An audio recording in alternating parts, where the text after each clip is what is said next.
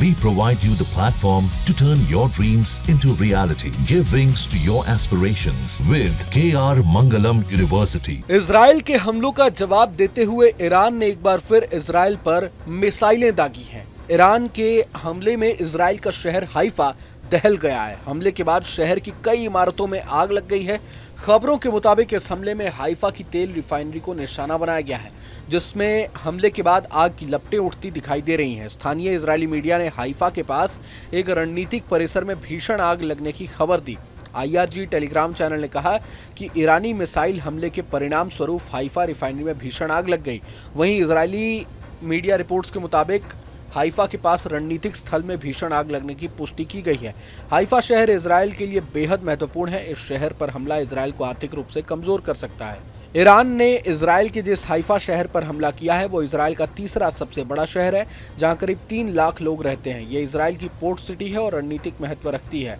Haifa port से Israel का ज्यादातर आयात किया जाता है। हूती द्वारा लाल सागर को बंद करने के बाद इजराइल ने इलाट पोर्ट से होने वाला कुछ व्यापार भी हाइफा शिफ्ट किया है। गौरतलब है कि ईरान ने एक बयान में कहा कि उसने बैलिस्टिक मिसाइलों और ड्रोन के साथ इजरायली शासन के खिलाफ ट्रू प्रॉमिस 3 ऑपरेशन की नई लहर शुरू की है। इजरायली सेना के मुताबिक उत्तरी क्षेत्रों पर ईरान के हमले में एक व्यक्ति की मौत हो गई, जबकि 3 अन्य घायल हुए। बता दें कि ईरान ने इजरायली हमले का जवाब देते हुए ऑपरेशन ट्रू प्रॉमिस 3 की शुरुआत की है और ये 2 दिन बाद भी जारी है। वहीं इजराइल ने ईरान के खिलाफ ऑपरेशन राइजिंग लायन की शुरुआत की थी, जिसका मकसद ईरान को परमाणु संपन्न होने से रोकना बताया गया है। उधर इजराइल ईरान युद्ध के बीच अमेरिकी राष्ट्रपति डोनाल्ड ट्रंप ने ईरान को चेतावनी दी है।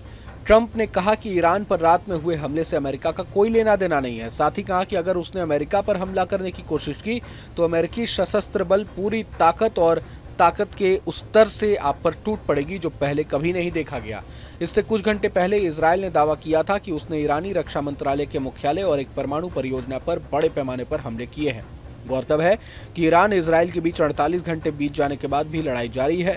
13 जून की रात इजराइल की ओर से ईरान की परमाणु सुविधाओं, नागरिक इमारतों और कई सैन्य कमांडरों और वैज्ञानिकों को निशाना बनाने के बाद शुरू हुआ ये संघर्ष बढ़ता ही जा रहा है। इजराइल के इस हमले के बाद ईरान ने इजराइल पर मिसाइलों और ड्रोन बैराज से हमला किया, जिसमें से अधिकतर को इजराइल पहुंचने से पहले इंटरसेप्ट कर लिया गया, लेकिन कई इजरायली शहरों पर ये ड्रोन और मिसाइल्स गिरने में कामयाब रहे थे। इसके बाद से ही दोनों देशों ने लगातार एक दूसरे को निशाना बनाया है। दोनों तरफ से आ रही तस्वीरों में भारी तबाही देखने को मिली है, जिसको दोनों ही देशों के आधिकारिक बयानों में भी स्वीकारा गया है। ताजा जानकारी के हिसाब से ईरान पर इजरायली हमले में 215 लोगों की मौत, जबकि 648 घायल हुए हैं। वह ईरान के हमलों में इजराइल में मरने वालों की संख्या 3 से बढ़कर 8 हो गई है और 200 लोग घायल बताए जा रहे हैं। बहरहाल पूरे मसले को लेकर आप क्या कुछ सोचते हैं हमें कमेंट बॉक्स में जरूर बताएं। अगर आपको ये वीडियो पसंद आए तो लाइक करें और चैनल को सब्सक्राइब करें। वहीं तमाम बड़ी खबरों के लिए देखते रहें न्यूज़ नेशन।